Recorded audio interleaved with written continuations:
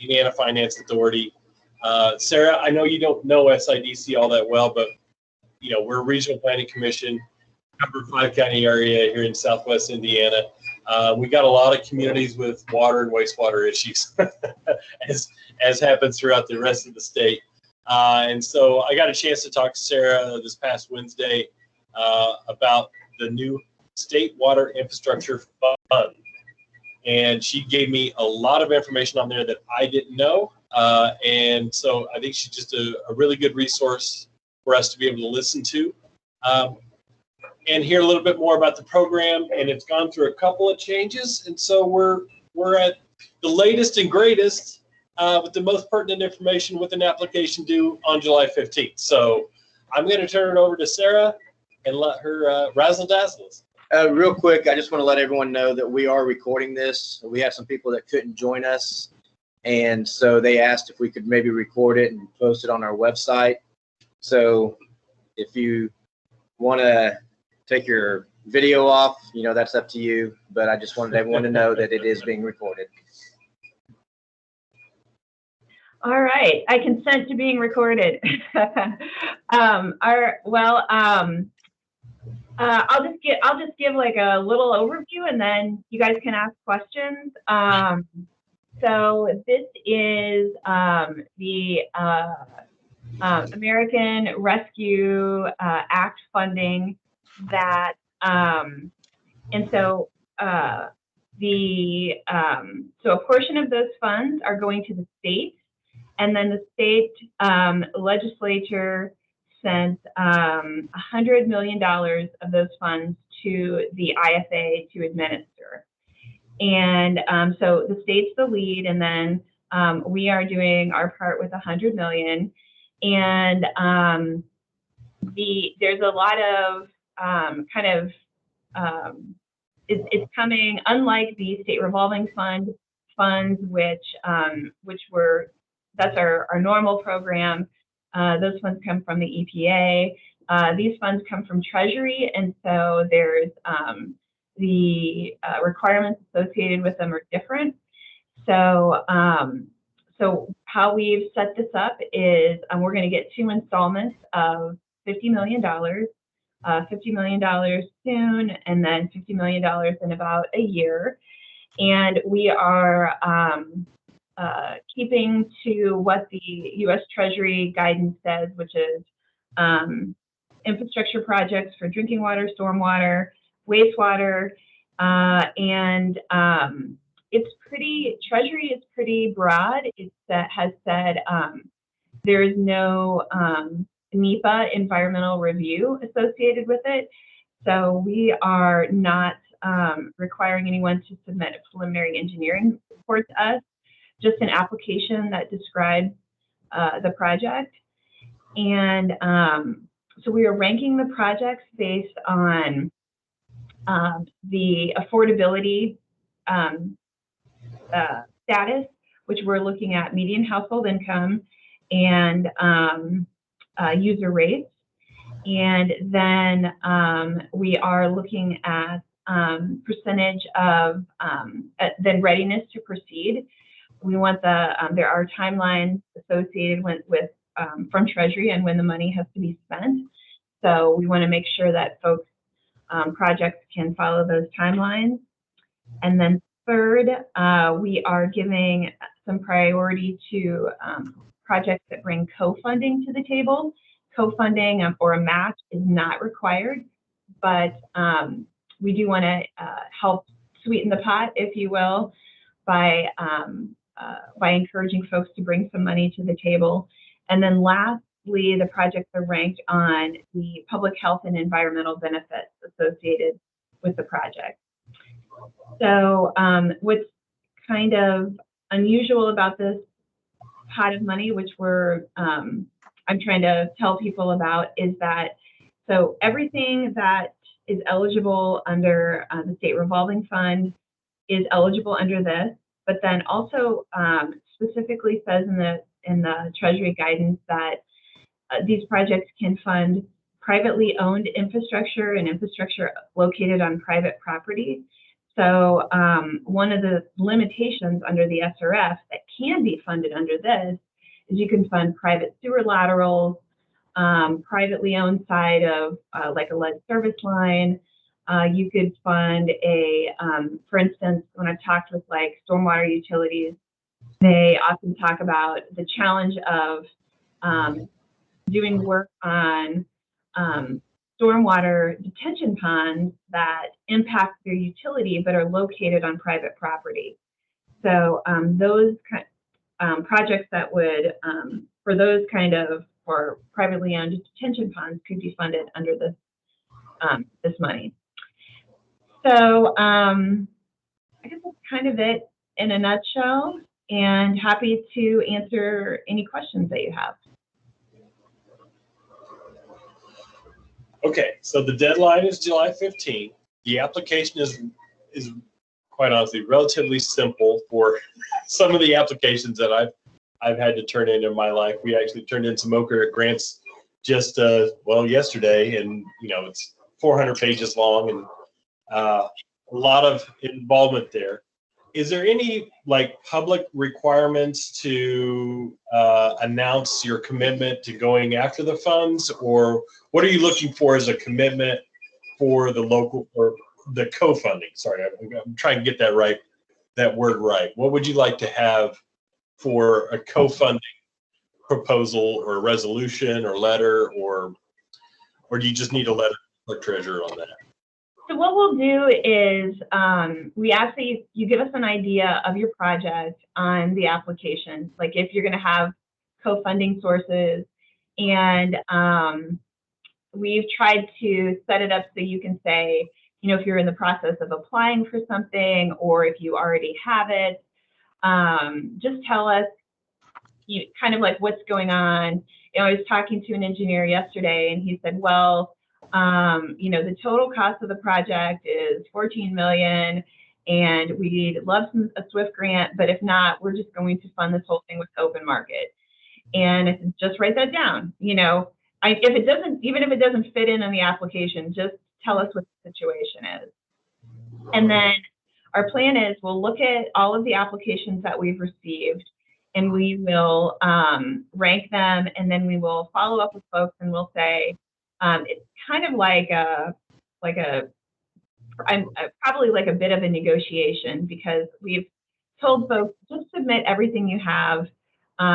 You know, it's only $50 million, and lots of folks have $5 million projects. So just submit it, and then we'll look at what folks submit, and then we'll come back and we'll say, okay, you asked for, I'll just throw numbers out there. You asked for a $6 million project, and we're going to give you $1 million. And here are and you said you would throw in $500,000 of local funds. And then here are the dates that you said in the application that you thought you could meet. You know, how does that look to you? And then we'll send that letter back to the community. Community will say, yep, well, we want to swap this project out, or we want to increase this or decrease that. And then once we're good on funding and funding amounts and what the project is, then we'll both sign it. I think this is kind of tentatively how we're planning to do things, and we'll say, all right, that's the agreed upon plan. Let's go forward. And then folks will start working on their project. And then once the project is bid, that's when we would, and we can kind of firm up those amounts. That's when we would have everyone make it official and sign a green agreement. So to answer your question on funding amounts, I think we're going to like make we'll hear what you have to say. We'll kind of accept that, work on it, kind of an agreed upon, and then we'll go from there. Does that kind of answer your question, Greg? Yeah. When you look at the rates, like, you know, you're ranking these kind of things, are you just going to rank projects against projects, or do you have a certain threshold you're wanting to see as far as, like, you know, wastewater, we think we want to help people that have rates higher than $50 per 4,000 gallons. And that or I guess that also kind of makes me wonder, like, you have a set level of like what you want to see people's rates come. Whenever people report their rates, they typically report it for that based on 4,000 gallons. Is that what you want them to use as well? Yes, please.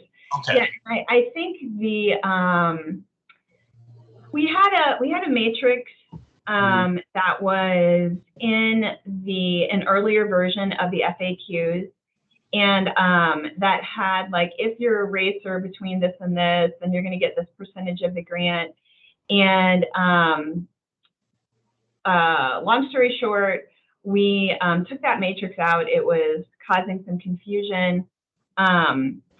But typically when we do offer, when we add grant money into a pot, like let's say also you've already been awarded some grant money, we're happy to consider multiple sources of grant money, but oftentimes we try to buy the project down for wastewater. I think it's $65 for drinking water. I think it's $45.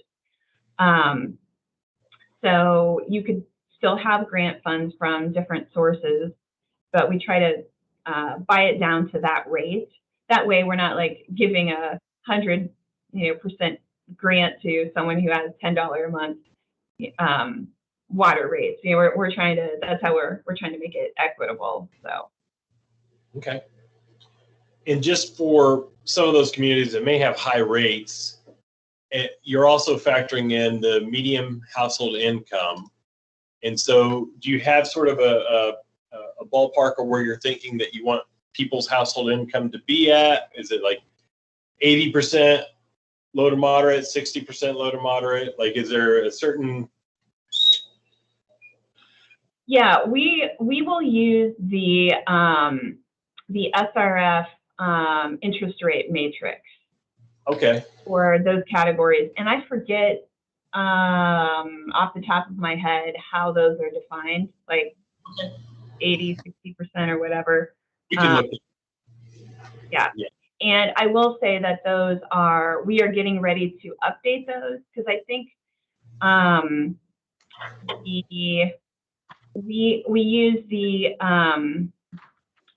kind of like the most recent census information, which I think the most recent census is out now, is using and this is way down in the weeds, but the 2015, 2019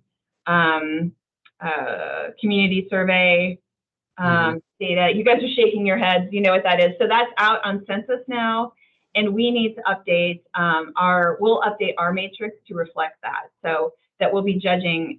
So if you're a community and you go out and you look up what your MHI is, you will get the 2015, 2019, and ours is the year past, and we update that every July 1. So we'll be judging apples to apples there. So that's going to adjust. That'll be good. We have some communities that are looking to apply for both SRF and OKRA funding. We've kind of had that conversation with them, but then there's been some guidance that when as far as the SWIFT money is concerned, that maybe the OKRA funding isn't eligible. They can't use that as a match. I mean, do you have any guidance on that, or like, I guess, SRF's position as far as that's concerned? Yeah, and this is one reason we took the match requirement, the SWIFT match requirement, out of our FAQs. So, so the way I've been trying to unravel it, because it is confusing. We apologize for that. So, so OKRA has their match requirements. And then when we first set this program up, we set it up for there to be a SWIFT match requirement. And so most folks in the grant world know, like, it's like burnt into our brains, federal money cannot match federal money. And so that's like that's a ongoing OKRA requirement, and I don't know, maybe that's also the case for rural development. And anyways, a lot of funds are like that. So so that's their requirement. So, so the SWIFT money, if you, remember I started with saying that it was state money that came to the state, and then the state said, IFA, you're going to get 100 million and you're going to roll out this program. And so at that level, our director, Jim McGough, said, you know, it's always good for communities to have a little skin in the game. And we are going to have our own SWIFT match requirement. And we were also thinking at the time that this would be a good way, and we knew that communities were getting their own rescue money, and and we were saying we're going to have our program, and then if you want to use your local funds that you're getting from the state as a match, that would we'll set our program up to kind of elevate and incentivize local communities to use their money for an infrastructure project. So we're kind of trying to elevate infrastructure projects for local communities by putting this match into place. And as I said, it's always good to have like skin in the game. So, but that requirement, we just invented that. That's only a state requirement. And since we invented it, we could say any funds, we set the requirements on what we wanted the funding, the match could be federal, could be non-federal, could be, whatever. And I think a lot of folks got confused with the SWIFT requirement and the OKRA requirement, which are essentially different. So we just said, we're going to take the SWIFT requirement away, and so we took it away, we removed it from our FAQs, and we also tried to rebrand it by using the term co-funding.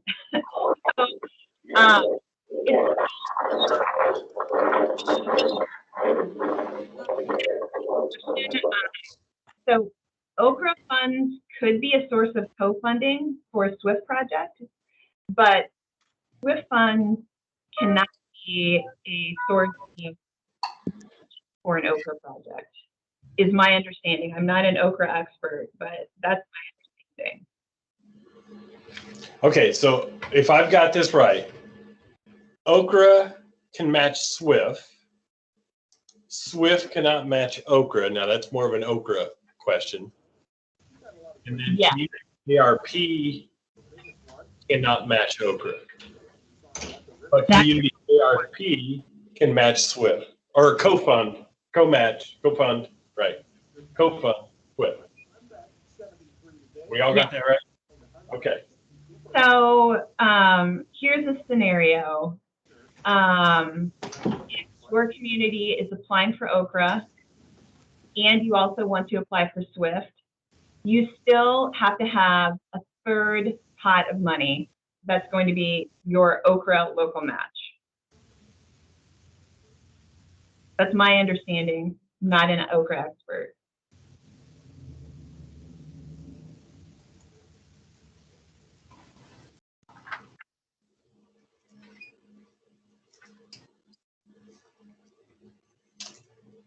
And we are trying to make our letter, as we mentioned a second ago, our like tentative notice of award letters come out about the time that the next OKRA round of grants will come out, which is, I think, kind of mid-August.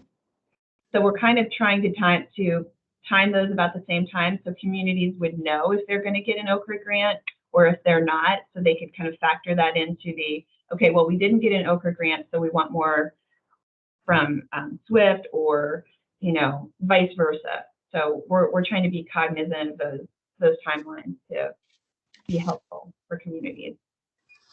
Yeah, you seem to be really going out of your way to make this accommodating, which it's a breath of fresh air, quite honestly. We're trying. So, okay. I'm sure I'll have more questions when I dig deeper into the application, but I think you've answered a lot of the things that I had on the top of my list to just get clarity on. The program is, I mean, the fact that you're able to do laterals and remove some of the lead that, you know, is on the homeowner's property is a really huge thing to do. And I don't know that anyone really has plans sitting on their desk right now, ready to go on some of those type of projects. But I anticipate the next round, a SWIP will have a lot of those lead removal projects as part of it. And we've been advising our communities with the ARPA funding to make sure that, like, if you've got lead somewhere, take care of it first. Because I you know, there's going to come a point where the federal government is going to say, we've given you ARP money, we've given you other sets of funds, and if you're not taking care of this lead issue with the money we've given you, you know, all we can do is start finding you and forcing you to do that. So, yeah, that's how we've been looking at this with a lot of our communities, but we've certainly got a lot of other projects that are, their median household income is low and the rates are high. And this is, quite honestly, they have trouble even matching the Oak Grove projects at a 20% match. So, you know, we'll be trying to see if we can't work those projects in there. I've got a few other people on the line. Do you guys have any questions that you would like to bring up?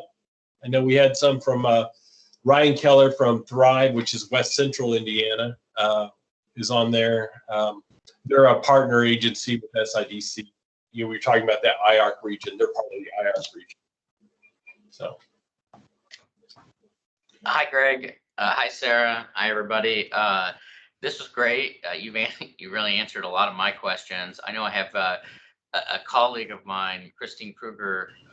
She's our main go-to person for this type of work. So I will defer to her to see if she has any other remaining questions. But you answered all of the questions that I had. Thank you, Christine.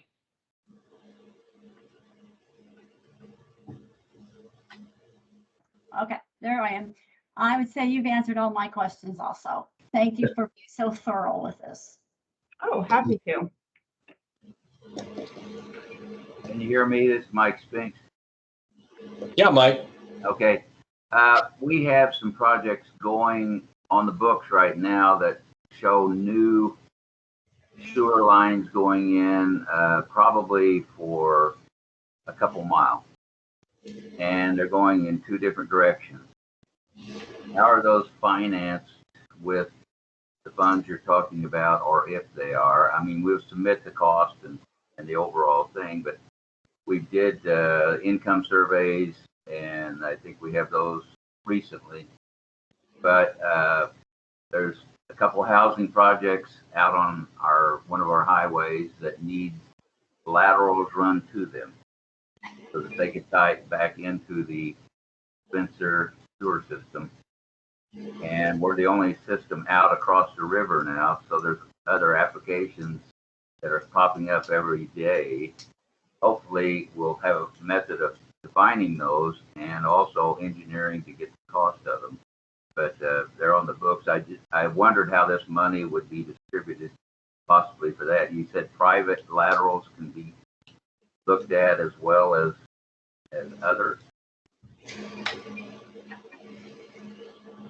Yeah, the privately owned part of a lateral. A lot of times when a utility will go in and replace one,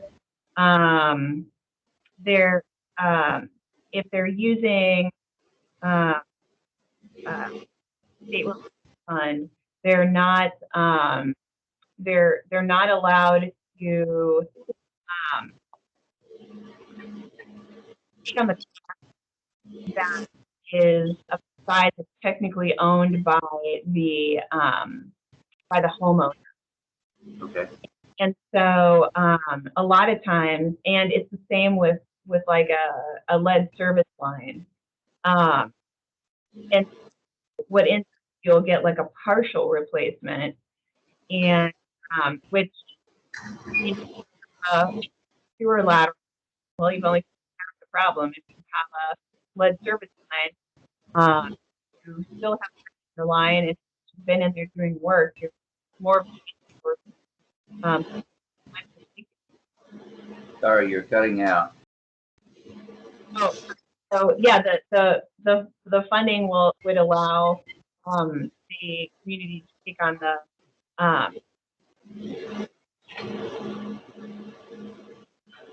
So Mike, if you can hear me on this, I can hear you clear. Great.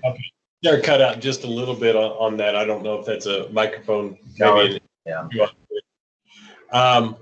Like if I'm in her shoes, or if I'm in reviewing the SWIP, I think I'm going to prioritize projects that are removing the lead out of existing laterals versus extending new laterals to new housing divisions.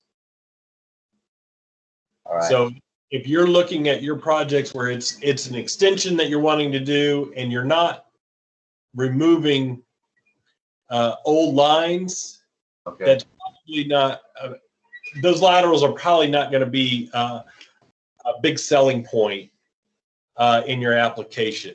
All right. But if you're removing lead lines, that will be a more of a selling point in this application because of the environmental issues attached to it. Yeah. I would say it's eligible. I'd say it's not highly competitive. All right. Yeah. I may be putting words in her mouth if you're just extending to a new housing divisions. Yeah. I'll say that if the folks in those housing divisions are subdivisions are having on failing septic systems, Yeah. that would be the thing to focus on there. We do have some of those. Yeah. So those will failing septic systems and also efforts to regionalize to are also getting points as well on the serving under the environmental benefits, public health benefits category. Will you have a little sheet or a booklet that says what your scoring is based on? I know with Okra, we went through a lot of rating sheet type things and see what points you could get or what points you couldn't get. Yes, we have those developed. They're not on our website, but I would be happy to email that to you. Okay. Yeah, Sarah, if you don't mind sending that to one of us at SIDC, and then we'll try and get that out to the people that are on the call. Sure. Yep. I work directly with SIDC, so if they've got it, they'll hand it to me. Thank you.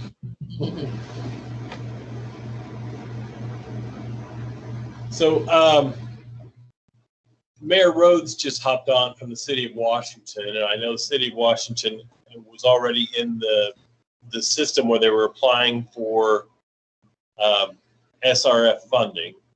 I get that right. So Mayor, we're talking with Sarah Hudson here and going over the program. We've recorded our session here today, and so we can get you that recording and we can talk to you directly on what all kind of happened in it. But if you've got any questions about on the program, be happy to take any of those right now. Okay, yeah, I got on a little bit late. I've been on here for about 10, 15 minutes, about 10. But no, I don't have anything right now. It is, I might have some questions for you, but I missed the first part, but I did catch just that last 10 minutes. Okay, good. I'll say that if you already have a project that's on the SRF project priority list, if you have already have a preliminary engineering report submitted to the SRF program, then your project, we're automatically going to look at those projects for SWIFT funds. So they don't need to put in an application if they're already in that? or would you like us to turn in an application even though they're already in the queue? If the SRF program has a preliminary engineering report in-house, then you do not have to fill out a SWIFT application. We will automatically pull the information we need out of your PER. If your project is just an application only, and there's just a handful of those, then we would like a SWIFT application because there's not enough, and we don't have all the information that we need. And if you're unsure about that, you can shoot me an email or Stacy or anyone over in SRF, and we can tell you for sure. Okay. That's good information. Yeah.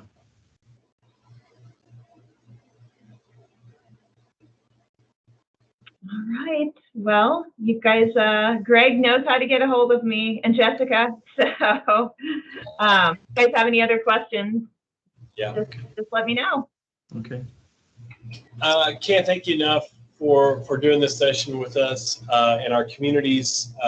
We certainly doing our best to get the information out to others. Yeah, I just can't thank you enough. I really appreciate it. So. Yeah, actually, let's see, you guys, doesn't look like Du Bois County is not really in your area. Okay, great. So I think we had 3 different projects that were already in their city of Washington, Jasonville, and Shoals were 3 kind of in our region that were already in there. But I'm anticipating that Mike's going to have something there in Spencer because he's always kind of good like that.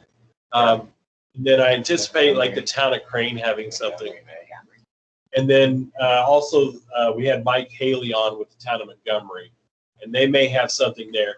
They're a real tough community to fund with their projects. They just have it's a mix of population there. So it's like there's parts of the community that are poor, and then there's parts that are really rich. And so it's like it's where you're doing the project and how you're kind of working on it to make it equitable. So it's just one of those where we'll have to look at that a little bit more. I mean, it may go a little bit as far as like looking at projects that are in certain census tracts or block groups in an area, because those are the areas that have the highest, or the highest percentage of low to moderate income residents that they're looking at. I don't know. Are you allowing that type of, pulling out of the data that way to be able to, or is it just like, oh, it's this city of Montgomery, we're just judging by the base of the city of Montgomery, not based off of, okay, this part of Montgomery is actually pretty poor versus the other parts of Montgomery, which changes the median household income. So we can be flexible in how we look at it. If there's a project that's in a defined area that's like, I was just talking to another grant administrator up about a couple townships in Huntington County, and I was helping her trying to figure out the median household income of the townships actually. And as we were looking them up together, the 2 townships had very different median household income. I mean, one was like 80,000 and the other was 30,000. right. And there was like a project planned in each one. And we were talking about that, breaking those out by township to show that they each had kind of little small communities with package plants that they were trying to consolidate. And especially in this case, when it was just such a stark difference in the median household income, breaking it up at that level really made sense. Yeah, that's good to know, because I think that will really affect Montgomery with their application. I'll have to look at that. So, okay, last chance for questions. Hey, thank you, Sarah. All right. Thanks everyone for participating as well. Yep. Thank you. Thank you.